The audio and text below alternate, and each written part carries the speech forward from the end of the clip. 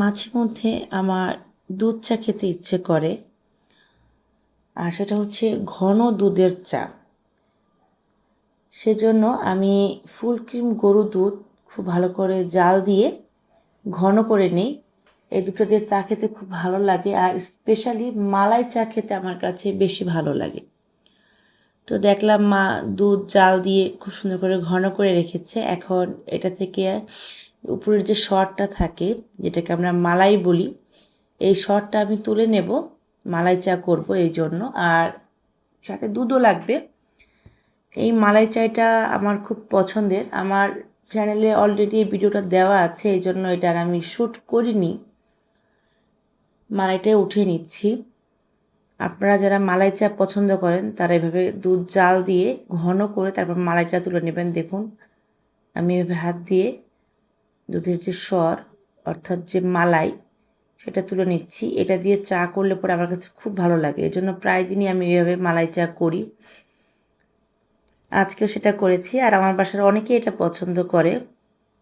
প্রতিদিন খাওয়া না গেলেও, যেহেতু এটা খুব একটা স্বাস্থ্যসম্মত না, শুধু মুখের টেস্টের জন্য খেয়ে থাকি, মাঝে মধ্যে এটা করা যেতেই পারে। এই সরটা যতটা পুরো করে আপনারা উঠাবেন, অর্থাৎ দুধটা যত ঘন করে আপনারা জাল দেবেন, মালটা ততটাই ঘন হবে।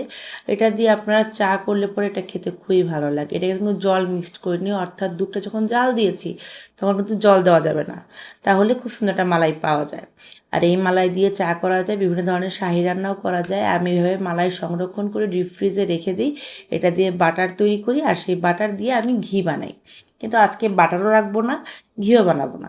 আজকে যা শর্টকাট ওয়েতে মালাই তৈরি করে নিচ্ছি, যাতে করে মালাই চা করতে পারি। আমার মতো এরকম মালাই চা কে কে পছন্দ করেন একটু কমেন্ট করে জানাবেন। দেখুন, অনেকটা একটু ঠান্ডা হয়ে গেছে, আর মালাইটা কতখানি হয়েছে, অনেকখানি মালাই হয়েছে। এটা অনেক গরম, আসলে আমি হাত দিয়ে তুলতে পারছি না। এই জন্য আমি চামচ দিয়ে এই মালাইটাকে তুলে নেব। এটাকে আমাকে মালাই চা করতে এই মালাইটার প্রয়োজন পড়বে।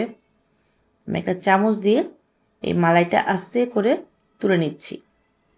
আপনারা যারা মালাই চা পছন্দ করেন তারা এইভাবে মালাই দিয়ে মালাই চা করে খাবেন, এটা খুবই ভালো লাগে খেতে। আমার কাছে তো খুবই ভালো লাগে।